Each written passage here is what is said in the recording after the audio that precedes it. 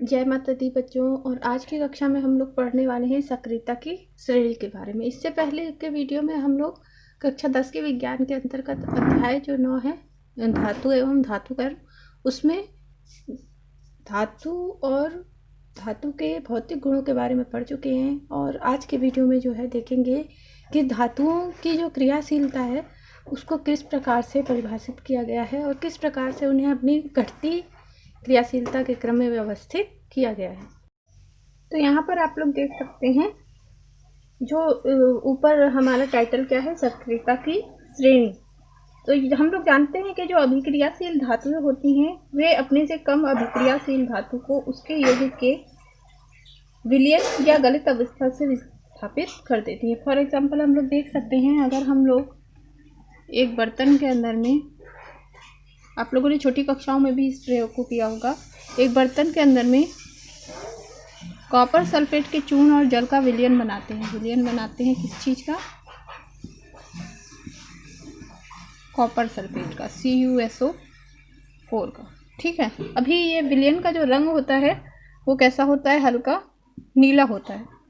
ठीक, किसके कारण? कॉपर सल्फेट के चूर्ण के कारण। उसके बाद हम लोग एक पिन लेते हैं और इस विलयन के अंदर उस पिन को डाल देते हैं। ठीक, ये जो है लोहे का पिन होता है। अब लोहे के पिन को जब हम लोग इस विलयन के अंदर डालते हैं और इस विलयन को कुछ समय के लिए स्थिर रखा हुआ छोड़ देते हैं, तो कुछ समय पश्चात हम लोग देखते हैं कि ये जो लोहे का पिन होता है इसके चारों ओर एक ब्राउन कलर की परत ऐसे जम जाती है, लोहे के पिन के चारों ओर। ठीक, और ये जो ब्राउन कलर की परत होती है, परत का रंग क्या होता है? भूरा, है ना, भूरी चमकीली परत जो है यहाँ पे जम जाती है। और वो असल में क्या होता है, जो कॉपर सल्फेट होता है उसका विलयन के अंदर में दो भागों में विखंडन होता है। एक होता है कॉपर में और दूसरा होता है सल्फेट आयन में। कॉपर 2+ आयन में और सल्फेट -2 आयन में, है ना। तो यहाँ पर जो कॉपर होता है वो सारा का सारा जाके यहाँ पिन के ऊपर में एकत्र हो जाता है। ठीक, और जो पिन है उससे आयरन पृथक होके वो विलयन के अंदर चला जाता है। तो ये जो विलयन होता है वो हमारे फेरस सल्फेट का विलयन बन जाता है, FeSO4, फेरस सल्फेट का विलयन बन जाता है ना।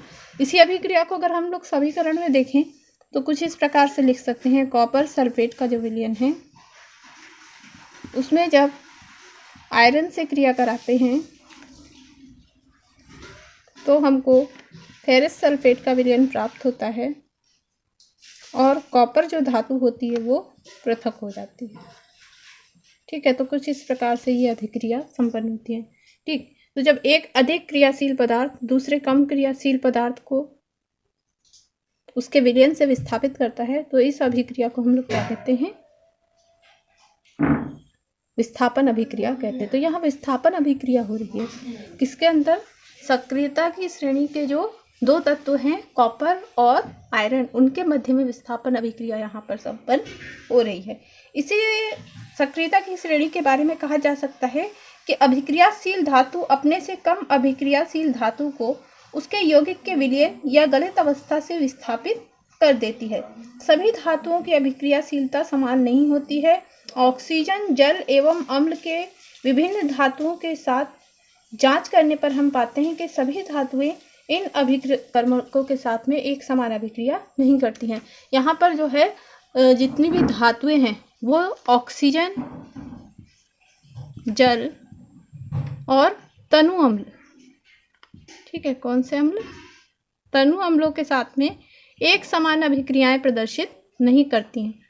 ठीक, अलग अलग प्रकार की कोई जो है ऑक्सीजन जल के साथ में, जैसे यहाँ सक्रियता की श्रेणी में आप नीचे की ओर देखेंगे कॉपर है, मरकरी है, सिल्वर है ना, गोल्ड है, प्लेटिनम है, ये सब जो है तनु अम्लों के साथ में शीघ्रता से अभिक्रिया नहीं करती हैं। ऑक्सीजन के साथ में तो प्राय, ऑक्सीजन और जल के साथ में तो प्राय बिल्कुल भी अभिक्रिया नहीं करती है इनमें से कोई। इसीलिए किस में आती है? उत्कृष्ट धातुओं की श्रेणी में आती है। ठीक,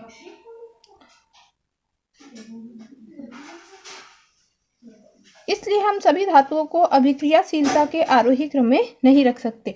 तो हम लोग जानते हैं कि प्रकृति में कुल ज्ञात धातुओं की संख्या कितनी है, 91 है। तो यहाँ देखिए आपको जो अभिक्रियाशीलता की ये श्रेणी दिखाई दे रही है, ये जो श्रेणी दिखाई दे रही है ऊपर से नीचे की ओर, है ना, प्लेटिनम तक, कुल जो है यहाँ पर आपको सिर्फ 17 धातुएं दिखाई दे रही हैं। कितनी धातुएं हैं यहाँ पे?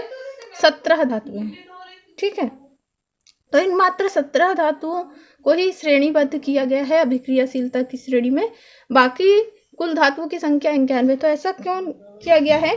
क्योंकि सारी धातुएं जो है ऑक्सीजन के, जल के और अम्लों के साथ में जो है अभिक्रिया प्रदर्शित नहीं करती हैं, लेकिन विस्थापन अभिक्रियाएं धातुओं की अभिक्रियाशीलता का उत्तम प्रमाण प्रस्तुत करती हैं। तो जो विस्थापन अभिक्रिया होती है, मतलब संगत लवण जो होता है धातु का, उसके साथ में जो सक्रिय धातु होती है वह विस्थापन अभिक्रिया को प्रदर्शित कर देती है, ठीक है। तो यहाँ पर अभी हम लोगों ने कॉपर सल्फेट और फेरिक के जो उदाहरण था उसके द्वारा इस चीज़ को समझ लिया है। आइए एक बार सक्रियता की श्रेणी या इसका एक हम लोग परिभाषा को देख लेते हैं।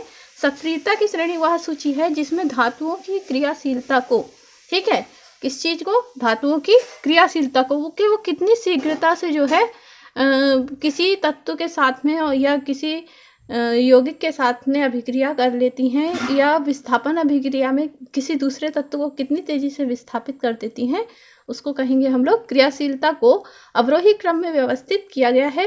विस्थापन के प्रयोग के बाद इस श्रेणी को विकसित किया गया है जिसे सक्रियता की श्रेणी कहते हैं।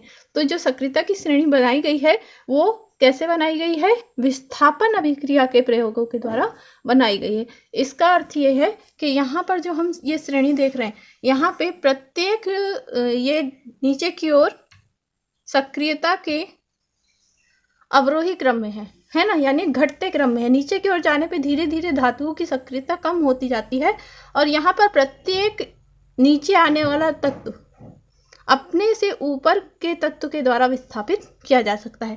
जैसे लिथियम है, लिथियम के नीचे जितने भी तत्व हैं लिथियम, उन सभी को उनके जो साल्ट का विलयन होगा, जलीय विलयन, उसके अंदर से लिथियम अपने नीचे स्थित सभी तत्वों को विस्थापित कर देता है, ठीक है। उसके बाद में यहाँ पर हम देख सकते हैं कि ये जितने भी 17 तत्व लिखे हुए हैं उसमें से टॉप पर स्थित 3 तत्व लिथियम, पोटेशियम और सोडियम, इनको हम अति सक्रिय धातुओं की श्रेणी में रखते हैं क्योंकि इनके बाह्यतम कक्ष में केवल 1 इलेक्ट्रॉन होता है, इसीलिए तीनों किसके अंतर्गत आते हैं?